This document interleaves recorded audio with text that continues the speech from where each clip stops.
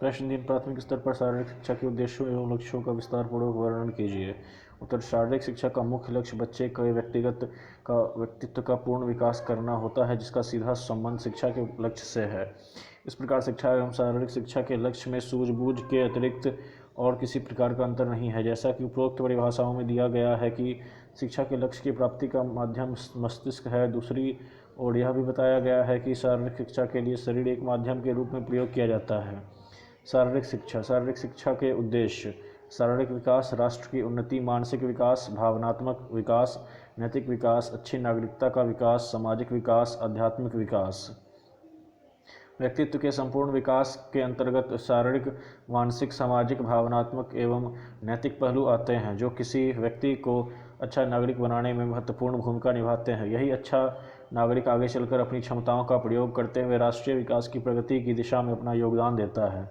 उद्देश्य ऑब्जेक्टिव्स: शारीरिक शिक्षा के लक्ष्य की प्राप्ति के लिए कुछ उद्देश्यों का सूत्रपात किया गया है। वास्तव में यदि देखा जाए तो लक्ष्य की पूर्ति की दिशा में उठाने जाने वाले कदम ही उद्देश्य होते हैं। इन उद्देश्यों के पारस्परिक सम्मिश्रण से शारीरिक शिक्षा के लक्ष्य की व्युत्पत्ति होती है। शारीरिक शिक्षा के उद्देश्यों को निम्नलिखित 4 भागों में बांटा जा सकता है। शारीरिक विकास से संबंधित उद्देश्य, गामक विकास से संबंधित उद्देश्य, मानसिक विकास से संबंधित उद्देश्य, सामाजिक विकास से संबंधित उद्देश्य। शारीरिक विकास से संबंधित उद्देश्य: objectives pertaining to physical development. बृहत पेशी प्रक्रिया से शारीरिक विकास तथा शारीरिक क्षमता में उत्कृष्टता आती है, जो स्वस्थ जीवन के लिए आवश्यक है। दौड़ने, कूदने, उछलने, फेंकने, तैरने, लटकने, चढ़ने, नाचने जैसे ओजस्वी प्रक्रियाएं शरीर के अवयवों को शिखर स्तर पर कार्य करने के लिए उत्तेजित करती है, जिसके परिणाम स्वरूप शारीरिक स्वस्थता का विकास होता है। ओजस्वी व्यायाम के बिना समृद्ध तथा परिपूर्ण जीवन की कल्पना नहीं की जा सकती है। शारीरिक शिक्षा के कार्यक्रमों का आयोजन इस प्रकार किया जाना चाहिए ताकि प्रत्येक व्यक्ति अपनी सीमाओं तथा परिमितताओं की परिधि में रहते हुए किसी न किसी ओजस्वी व्यायाम प्रक्रिया में भाग लेकर स्वास्थ्य लाभ करे। स्वस्थ व्यक्तियों में से संसार सुखमय तथा अस्वस्थ, दुर्बल तथा रोगी व्यक्तियों से जीवन का विनाश होता है। इसलिए मनुष्य को सुखमय जीवन जीने के लिए प्रभावी व्यायाम में भाग लेना पड़ता है। गामक विकास से संबंधित उद्देश्य: objectives pertaining to motor development. ओजस्वी शारीरिक व्यायाम से ही तंत्री पेशी संबंध शक्तिशाली होता है। सक्षम तथा सुव्यवस्थित प्रक्रिया तभी संभव होती है जब तंत्र कोशिकाओं तथा पेशी कोशिकाओं में सांत्वनिकता उत्पन्न हो। प्रतिस्पर्धात्मक एवं संकटकालीन स्थिति में उचित अनुभूति, सक्षम अवबोधन तथा शीघ्रता से निर्णय लेने की योग्यता, द्रुत प्रक्रिया समय, किसी कौशल समूह के विभिन्न भागों में तालमेल आदि कुछ एक ऐसे कारक हैं जो गामक विकास की प्रणाली का विकास करते हैं। कौशल के उचित तथा ओजस्वी अभ्यास से न केवल थकान का प्रतिरोध करने में व्यक्ति सफल होता है, बल्कि उसकी कार्य क्षमता का स्तर भी परिष्कृत होता है। भागने, दौड़ने, उछलने, कूदने, फांदने, झुकने, फेंकने, चकमा देने वाली प्रक्रिया सीखकर व्यक्ति अपने सामान्य कार्यक्रमों को योग्यता से संपन्न करता है तथा उसके अंग प्रत्यंगों का तीव्रता से क्षय भी नहीं होता। शारीरिक व्यायाम में भाग लेने से मन तथा तन के बीच तालमेल बढ़ता है, जिससे व्यक्ति का आत्मबल तथा आत्मसांत्वना भी बढ़ती है। मानसिक विकास से संबंधित उद्देश्य: objectives pertaining to mental development. मानसिक विकास उद्देश्य व्यक्ति की उच्चतर मानसिक प्रक्रिया जैसे ज्ञान उपार्जन, उचित सोच, बौद्धिक अवबोधन, परिवेश से संघटनाओं की उचित व्याख्या आदि के विकास से संबंधित है। इसके अतिरिक्त स्वास्थ्य, स्वच्छता, रोग, क्रीड़ा, कौशल आदि के विषय में पूर्ण जानकारी प्राप्त करना भी शारीरिक शिक्षा का एक महत्वपूर्ण पक्ष है। इसमें संदेह नहीं कि शारीरिक व्यायाम का मानसिक प्रक्रियाओं से सीधा संबंध नहीं है, अपितु यह सत्य है कि इससे शरीर के वे सभी अवयव उद्दीप्त होते हैं जिनके कारण मनुष्य में मानसिकता का प्रवाह अबाध गति से चलता है। वास्तव में सक्षम शारीरिक प्रक्रिया के बिना सक्षम मानसिक प्रक्रिया संभव नहीं होती। शारीरिक प्रक्रियाओं में भाग लेने से व्यक्ति तीव्र गति से उचित समय तथा उचित प्रणाली से निर्णय लेने योग्य बन जाता है। शारीरिक व्यायाम से ही व्यक्ति को ऐसे अवसर प्राप्त होने चाहिए जिससे वह अपने बौद्धिक पक्ष का अति उत्तम विकास कर सके। सामाजिक विकास से संबंधित उद्देश्य: objectives pertaining to social development. शारीरिक प्रक्रिया में भाग लेने से बालक का सामाजिक विकास होता है। शारीरिक शिक्षा के विद्वानों द्वारा का मानना है कि शारीरिक शिक्षा एक सामाजिक अनुभव है तथा सामाजिक उद्देश्यों का संबंध वास्तव में उन विधाओं से है जिनके माध्यम से व्यक्ति जीवन तथा समाज में अपने आप को समायोजित करना सीखता है तथा समाज की एक योग्य इकाई बनता है। शारीरिक शिक्षा कार्यक्रमों में आत्मसम्मान, प्रेम, मान्यता, संबद्धता, स्वीकार्यता जैसे शारीरिक आवश्यकताओं की पूर्ति होती है। विभिन्न राष्ट्रों, संस्कृतियों तथा भाषाओं से संबंध रखने वाले खिलाड़ियों के संपर्क में आकर व्यक्ति अधिक समाजशील बनता है। खेलों से ही उपलब्धि प्राप्ति प्रक्रिया तथा संतोष की अनुभूति होती है। मनुष्य एक सामाजिक प्राणी है। सामाजिक आवश्यकताओं की पूर्ति से ही व्यक्ति समाज में सुव्यवस्थित होने में सफल होता है। सहयोग, मैत्री, सहानुभूति, सहकारिता, खिलाड़ी भावना, स्वच्छ खेल भावना, नियम के प्रति आदर, सम्मान, विश्वसनीयता आदि गुणों का विकास ही शारीरिक शिक्षा का सामाजिक ध्येय होना चाहिए तथा उनकी आपूर्ति के लिए उसे सदैव प्रयत्नशील रहना चाहिए। शारीरिक शिक्षा से ही लोगों को ऐसे अवसर प्राप्त होने चाहिए जिनसे वे खेलों में सीखे हुए अच्छे सामाजिक गुणों का सामान्य जीवन परिस्थितियों में हस्तांतरण कर सके तथा अच्छा नागरिक बन सके। प्रश्न 4, शारीरिक शिक्षा प्राथमिक विद्यालय के विद्यार्थियों के लिए क्यों महत्व रखती है? वर्णन कीजिए। उत्तर, शारीरिक शिक्षा आज के युग में बच्चों के सर्वांगीण विकास के लिए बहुत महत्वपूर्ण है। आज का युग तकनीकी युग है, जिसके कारण लोगों की जीवन शैली में काफ़ी बदलाव आए हैं। दैनिक जीवन में शारीरिक गतिविधियाँ यंत्र तथा विद्युत यंत्रों के रिमोट कंट्रोल को ऑन तथा ऑफ करने तक सीमित रह गई है। आजकल बच्चे पहले से अधिक आलसी हो गए हैं, क्योंकि केबल टीवी तथा कंप्यूटर लगभग हर घर का हिस्सा बन गए हैं और स्कूल जाने वाले बच्चे रोमांच तथा उत्तेजना को संतुष्ट करने के लिए इन कार्यक्रमों को देखना पसंद करते हैं। इन कारणों से शारीरिक क्रियाओं में भाग नहीं लेते हैं। उन्हें शारीरिक रूप से चुस्त दुरुस्त तथा स्वस्थ रहने के लिए कुछ क्रियाएं अवश्य करनी चाहिए। शैशव काल के दौरान शारीरिक गतिविधियां वृद्धि एवं विकास के लिए परम आवश्यक है। युवावस्था में शारीरिक क्रियाएं स्वास्थ्य को चुस्त दुरुस्त बनाए रखने के लिए आवश्यक हैं। वृद्धावस्था में शारीरिक क्रियाएं अंगों के कष्ट को रोकने के लिए तथा उसका उपचार करने के लिए आवश्यक है। इससे वृद्धावस्था में शरीर स्वस्थ तथा चुस्त दुरुस्त रहता है। जैसा कहा जाता है कि शारीरिक व्यायाम जीवन में केवल वर्ष ही नहीं जोड़ते, अपितु वर्षों में जीवन जोड़ देते हैं। इसका अर्थ यह है कि शारीरिक सक्रियता व्यक्ति को जीवन प्रदान करती है। शारीरिक शिक्षा का उद्देश्य गतिविधियों के माध्यम से शिक्षा के लक्ष्य को प्राप्त करना है, जो बच्चों के पूर्ण विकास में योगदान देती है। साधारण शब्दों में शारीरिक शिक्षा सामान्य शिक्षा का केवल एक अभिन्न अंग ही नहीं, बल्कि यह बच्चे के व्यक्तित्व के चहुमुखी विकास के लिए विद्यालयी शिक्षा का एक आवश्यक भाग भी है। विद्यार्थियों में शक्ति और योग्यताओं का विकास शारीरिक शिक्षा द्वारा ही संभव है, जो न केवल उन्हें उनकी शारीरिक अवस्था प्रतिपादन करने में मदद करती है, बल्कि उनकी आध्यात्मिक तथा बौद्धिक क्षमता में भी प्रशस्त करती है। इसलिए प्राथमिक स्तर पर शारीरिक बौद्धिक शिक्षा सुखकर अनुभव देने वाली होनी चाहिए। इससे प्राप्त होने वाले लाभ केवल शारीरिक ही नहीं, बल्कि शारीरिक श्रेष्ठता, सर्वांगीण विकास करने वाले होने चाहिए। शैक्षिक प्रक्रिया में शारीरिक शिक्षा का महत्वपूर्ण स्थान है। मस्तिष्क एवं शरीर को पृथक नहीं किया जा सकता। शरीर के बिना मस्तिष्क को शिक्षित नहीं बनाया जा सकता है तथा इसी प्रकार मस्तिष्क के बिना शरीर को प्रशिक्षण नहीं दिया जा सकता है। शारीरिक शिक्षा एवं शैक्षिक प्रक्रिया में केवल एक ही अंतर है, वह यह है कि शैक्षिक प्रक्रिया में मस्तिष्क की एकाग्रता पर बल दिया जाता है, जबकि शारीरिक शिक्षा में संपूर्ण शरीर का अध्ययन एवं उसके विकास पर बल दिया जाता है। शैक्षिक तथा शारीरिक शिक्षा में संतुलित समन्वय होना चाहिए, ताकि बच्चों के शरीर व मस्तिष्क दोनों का उचित विकास हो सके। शिक्षा तथा शारीरिक शिक्षा बच्चों में विद्यालय योग्यताओं के अधिकतम विकास के लिए सघन अवसर उपलब्ध कराती है। शिक्षा तथा शारीरिक शिक्षा का समन्वय व्यक्ति के बहुमुखी विकास में सहायक होता है। कुछ वर्षों से शिक्षा भी सुधार की प्रक्रिया में है और शिक्षा शास्त्रियों ने करके सीखने की प्रक्रिया पर जोर दिया है। दूसरी तरफ शारीरिक शिक्षा का उद्देश्य उन गतिविधियों के माध्यम से शिक्षा के लक्ष्य को प्राप्त करना है, जो किसी व्यक्ति के पूर्ण विकास में योगदान देती है। विद्यार्थियों के सर्वांगीण विकास के लिए शारीरिक शिक्षा एक सरल तथा लोकप्रिय माध्यम है, जिसको उपयोगिता को अब धीरे धीरे सभी जगह समझा जाने लगा है। सुडौल एवं स्वस्थ बच्चे राष्ट्र की संपत्ति ही नहीं, बल्कि एक आवश्यकता भी है तथा सदा ही रही है। हमारे देश के बच्चे भविष्य में हर क्षेत्र में आगे बढ़ सके, इसके लिए शारीरिक शिक्षा का माध्यम अपनाना उचित होगा। इस दिशा में हमें बच्चों के संपूर्ण विकास के लिए शुरू से ही योजनाबद्ध कार्यक्रम चलाने की आवश्यकता है। प्राथमिक स्तर पर शारीरिक शिक्षा कार्यक्रम की आवश्यकता को नीचे लिखे बिंदुओं द्वारा आंका जा सकता है। सामान्य शिक्षा की भांति शारीरिक शिक्षा भी एक जीवन पर्यंत चलने वाली विद्या है। इसके कार्यक्रमों में भाग लेने वाले सभी व्यक्तियों को चाहे वे धनी या निर्धन बच्चे हो या बूढ़े, महिला हो या पुरुष, बुद्धिजीवी हो या श्रमिक, उनकी अपनी प्राकृतिक एवं प्रवृत्ति के अनुसार लाभ प्राप्त होता है। बच्चा जब खेलता है तो उसका विकास होता है। किशोर व्यायाम करता है तो अपनी उफनती हुई शक्तियों को उद्देश्यपूर्ण कार्यों में खर्च करता है। उच्च स्तर का खिलाड़ी अपने आप को प्रशिक्षित करता है तो प्रतियोगिताओं में पदक प्राप्त करता है तथा नए कीर्तिमान स्थापित करता है, उसी प्रकार एक वयस्क व्यक्ति शारीरिक व्यायाम के माध्यम से अपने आप को शक्तिशाली तथा अधिक समय तक युवा बनाए रखने का प्रयास करता है तथा एक प्रौढ़ व्यक्ति शारीरिक प्रक्रिया के द्वारा अपने स्वास्थ्य को विकसित करता है, अपना मनोरंजन करता है तथा मानसिक शांति का अनुभव करता है।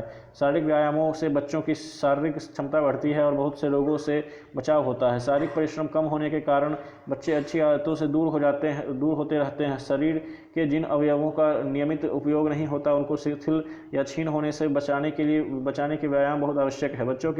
बच्चों में होने वाली शारीरिक विकारों पोस्चरल डिफॉर्मिटीज़ से बचने तथा विकार उत्पन्न होने पर सुधारने के लिए शारीरिक व्यायामों की बहुत आवश्यकता होती है। बच्चों में साहस, शौर्य, अनुशासन, नेतृत्व, सहनशीलता, आपसी मेलजोल जैसे सामाजिक गुणों के विकास के लिए शारीरिक क्रियाएं महत्वपूर्ण भूमिका निभाती है। स्वामी विवेकानंद ने बच्चों के स्वस्थ शरीर तथा शारीरिक उपयुक्तता को ध्यान में रखते हुए कहा है कि भारतवर्ष में आज भगवद गीता की इतनी आवश्यकता नहीं है जितनी कि खेल के मैदानों की। फ्रोबेल के अनुसार यदि हम मनुष्य का संपूर्ण विकास चाहते हैं तो हमें उसके सभी अंगों को व्यायाम कराना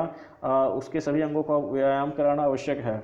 मॉन्टेग ने शारीरिक शिक्षा क्रियाओं को महत्व बताते हुए कहा है कि शारीरिक शिक्षा आत्मा और शरीर को ही नहीं बल्कि संपूर्ण मनुष्य को प्रशिक्षित करती है।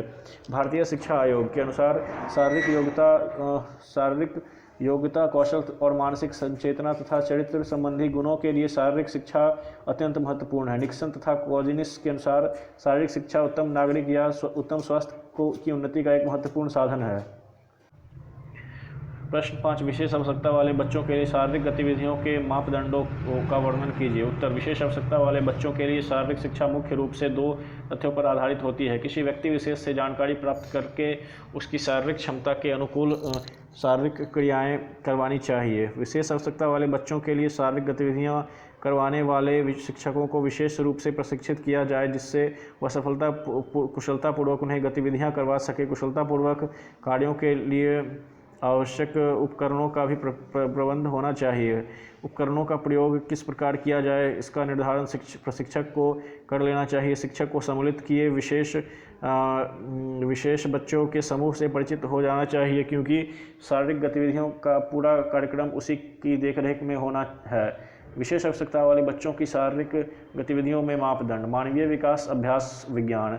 विशेष बच्चों के लिए शारीरिक शिक्षा व उसकी गतिविधियां एक उद्देश्यपूर्ण प्रक्रिया होती है जिसमें ऐसे बच्चों में विकलांगता के प्रति हीन भावना न पनपे और वे भी शारीरिक रूप से सक्षम व्यक्तियों की तर्ज पर जीवन में आनंद ले सके। विशेष बच्चों के लिए शारीरिक गतिविधियों के निम्नलिखित मापदंड निर्धारित किए गए हैं। मानवीय विकास। शारीरिक गतिविधियों का सर्वप्रथम उद्देश्य मानवीय विकास होना चाहिए। इसमें सदैव ध्यान रखा जाए कि जिस प्रकार का प्रशिक्षण विशेष बच्चों को उपलब्ध कराया जा रहा है क्या उन्हें उससे किसी प्रकार का लाभ प्राप्त हो रहा है या नहीं, वह उनके विकास में सहायक है या नहीं। शिक्षकों को ऐसे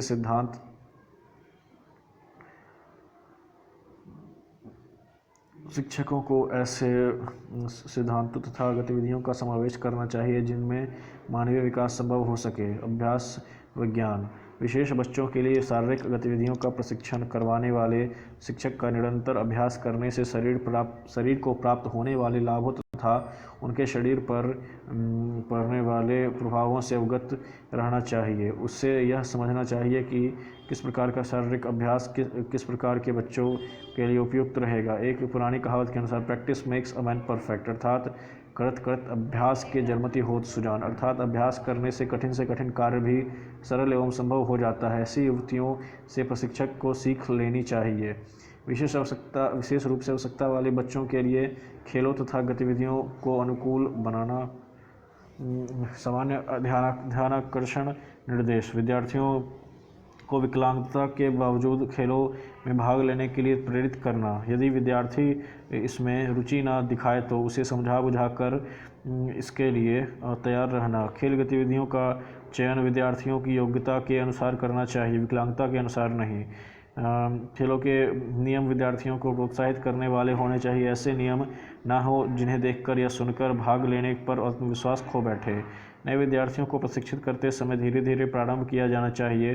ध्यान रखा जाए कि विद्यार्थियों में नई गतिविधियों के प्रति घबराहट होती है। पहले उनकी घबराहट शंकाओं का समाधान करके ही अभ्यास का कार्य शुरू करना चाहिए। खेल के जरिए खेल के लिए निर्धारित क्षेत्र के माप को कम करना, खिलाड़ियों की संख्या घटाई या बढ़ाई जा सकती है। हल्के खेल उपकरणों का प्रयोग करना चाहिए। आवश्यकता अनुसार खेल नियमों में परिवर्तन किया जा सकता है, जैसे खेल के लिए निर्धारित समय को कम करना, जीतने के लिए निर्धारित अंकों की संख्या कम करना। विशेष आवश्यकता वाले बच्चों के लिए खेल गतिविधियां, physical activities for special needs children. सामान्य व्यक्तियों की ही तरह विशेष व्यक्ति के लिए भी खेलकूद उनके बेहतर स्वास्थ्य तथा उन्हें मनोरंजन प्रदान करने की दृष्टि से अति आवश्यक है। खेलकूद में भाग लेने से इस प्रकार के व्यक्तियों में संघर्ष की भावना पनपती है तथा उनमें कुछ कर दिखाने का जज्बा पैदा होता है। उनमें स्वयं को पहचानने की क्षमता का विकास होता है। इस प्रकार के बच्चों के लिए आवश्यक खेलों का वर्णन इस प्रकार किया जा सकता है। नेत्रहीनों के लिए खेलकूद, स्पोर्ट्स फॉर ब्लाइंड। आमतौर पर लोगों की यह धारणा है कि खेलकूद के लिए दृष्टि की आवश्यकता होती है, लेकिन वास्तविकता यह नहीं है। बहुत से ऐसे खेल भी हैं जिनको नेत्रहीन भी खेल सकते हैं। नेत्रहीनों के लिए सबसे पहली आवश्यकता यह है कि खेलकूद विशेषकर उनके लिए एवं उनके पास खड़े दर्शकों के लिए सुरक्षित हो। नेत्रहीन के लिए निम्नलिखित खेल उपयुक्त हैं: गोला फेंकना, विशेष प्रकार की कुश्तियाँ, रस्साकशी, भारोत्तोलन, 50 या 100 मीटर की दौड़। अंग विच्छेद के लिए खेलकूद, स्पोर्ट्स फॉर एम्प्यूटीज़। जैसे बहुत कम खेल हैं जिनमें अंग विच्छेद वाले व्यक्ति भाग नहीं ले सकते हैं। संसार में बहुत से अंग विच्छेद वाले खिलाड़ी हैं जो खेलों में अच्छा स्थान प्राप्त कर चुके हैं, जैसे कि डॉगलास बैडर एवं कैरोली टॉकाक्स। इन खेलों में शरीर के कटे हुए भाग का स्थान एवं खेल के स्वरूप का ध्यान में रखकर चुनाव करना पड़ता है। उदाहरणतः यदि किसी का हाथ नहीं है तो वह दौड़ में भाग ले सकता है, यदि पैर नहीं है तो वह फेंकने वाले इवेंट में भाग ले सकता है। राष्ट्रीय तथा अंतर्राष्ट्रीय स्तरों पर अंग विच्छेद खिलाड़ियों के लिए खेलकूद का आयोजन किया जाता है। ऐसे व्यक्तियों के लिए निम्न खेलों का आयोजन किया जा सकता है: तीरंदाजी, तैराकी, दौड़ना, गोला भाला या चक्का फेंकना, जंप लगाना, शतरंज, कैरम इत्यादि। लकवाग्रस्तों के लिए खेलकूद, स्पोर्ट्स फॉर पैरालाइज्ड। परिस्थितियों को देखते हुए लकवाग्रस्तों के लिए खेलों का आयोजन उनके भाग लेने की क्षमता के आधार पर किया जाता है। इनके लिए निम्न खेलों को सम्मिलित किया जा सकता है: विभिन्न प्रकार की दौड़ें, गोला भाला एवं चक्का फेंकने, टेबल टेनिस, तीरंदाजी, कैरम, शतरंज तथा स्नूकर आदि। मानसिक रूप से कमजोरों के लिए खेलकूद, स्पोर्ट्स फॉर मेंटली वीक। स्वस्थ व्यक्ति अपनी इच्छा अनुसार खेलों में भाग लेता है, परंतु मानसिक रूप से कमजोर ऐसा करने में असमर्थ होता है। ऐसे व्यक्तियों के लिए मनोरंजनात्मक खेल सबसे उपयुक्त होते हैं। ऐसे लोगों को खेलकूद में बढ़ावा देने के लिए काफ़ी मेहनत की आवश्यकता है। अशक्त या विकलांग के लिए खेलकूद, स्पोर्ट्स फॉर डिसेबल्ड। जिन व्यक्तियों के शरीर का ऊपरी भाग खेलकूद में प्रयोग लाया जा सकता है, उनमें लंगड़े या लकवाग्रस्त रोगी आसानी से भाग ले सकते हैं। ऐसे व्यक्ति के लिए निम्नलिखित खेल उपयुक्त हो सकते हैं: निशानेबाजी, तीरंदाजी, नौका चालन, गोला भाला या डिस्कस फेंकना। विशेष आवश्यकता वाले बच्चों के लिए कुछ अन्य मनोरंजनात्मक गतिविधियाँ: व्हील चेयर एरोबिक। इस तरह के शरीर व्यायाम उन विकलांग व्यक्तियों के लिए होते हैं जो व्हील चेयर का प्रयोग करते हैं। इन्हें करने के लिए व्हील चेयर पर बैठे बैठे ही शरीर के अंगों को गतिशील किया जाता है, ताकि शरीर को अधिक कार्य करने पर अधिक ऑक्सीजन की आवश्यकता पड़े। इससे व्यक्ति में आत्मविश्वास एवं संघर्ष क्षमता का विकास होता है। रस्सी कूदना। नेत्रहीन व्यक्ति घर या विद्यालय में अपने सहयोगियों के साथ रस्सी कूदने का अभ्यास कर सकते हैं। भारोत्तोलन। इससे हड्डियां मजबूत बनती है, मांसपेशियों में सशक्त एवं लचीलापन आता है। उपकरणों का प्रयोग सामर्थ्य अनुसार रहना चाहिए। शुरू में हल्के भार तथा फिर अभ्यास के अनुसार भार में वृद्धि की जा सकती है। योगा। यह शरीर को स्वस्थ रखने का एक सरल उपाय है। विभिन्न प्रकार के आसन, प्राणायाम तथा यौगिक क्रियाएं आवश्यकता अनुसार चुनकर उनका अभ्यास करना चाहिए। मनोरंजनात्मक खेल तथा दलीय खेलों के मूलभूत कौशलों पर आधारित खेल, जैसे wheelchair, basketball, table tennis, basketball, dribble relay, spot basketball आदि। प्रश्न 6: प्रश्न 6, प्राथमिक स्तर पर शारीरिक विकास का वर्णन कीजिए। उत्तर, पूर्व प्राथमिक स्तर के दौरान बच्चे की शारीरिक वृद्धि और मानसिक योग्यता का विकास होता है। प्रायः बच्चों की प्रारंभिक प्रवृत्तियां जीवन में सदैव बनी रहती है, किंतु किसी भी आयु में उनके परिवर्तन संभव हैं। जैसे जैसे बालक का शारीरिक विकास होता है, वैसे वैसे वह सामाजिक और सांस्कृतिक संकेतों के साथ प्रतिक्रिया करने लगता है, जिससे उसके संज्ञानात्मक अनुभवों में वृद्धि होने लगती है। बच्चों का शारीरिक विकास मानसिक व संज्ञानात्मक विकास में भी मददगार है। जैसे सोचने, तर्क करने की क्षमता, भाषा के प्रयोग करने, परस्पर मिलकर काम करने, अंतःक्रिया करने की क्षमता मानसिक के साथ साथ शारीरिक विकास से जुड़ी हुई है। प्रत्येक बच्चे में एक संपूर्ण व्यक्ति समाहित होता है, जो सोचने, महसूस करने और अलग अलग व्यवहार करने की क्षमता भी रखता है। 0 से 3 वर्ष की अवस्था व्यक्ति के विकास के लिए सर्वाधिक महत्वपूर्ण अवधि है। अनेक शोध दिखाते हैं कि मस्तिष्क का अधिकांश विकास लगभग 85% आरंभिक वर्षों में होता है।